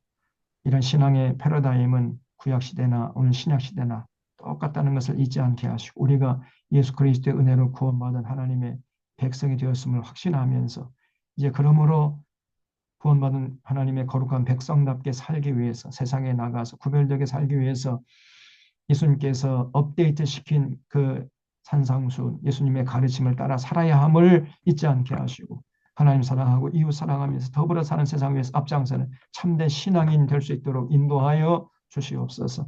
한 주간 동안의 삶도 우리 삶의 현장에서 하나님 말씀에 입각해서 참 승리하며 살다가 다시 건강한 모습으로 만날 수 있도록 인도해 주시옵기를 바라옵고 예수님의 이름으로 기도하옵나이다. 아멘. 예, 여러분 한 시간 동안 경청해 주셔서 감사드립니다. 잘 보시고요. 수고하셨습니다. 예, 다음 감사합니다. 주에 뵙도록 하겠습니다. 수고하셨습니다. 고맙습니다. 고맙습니다. 감사합니다.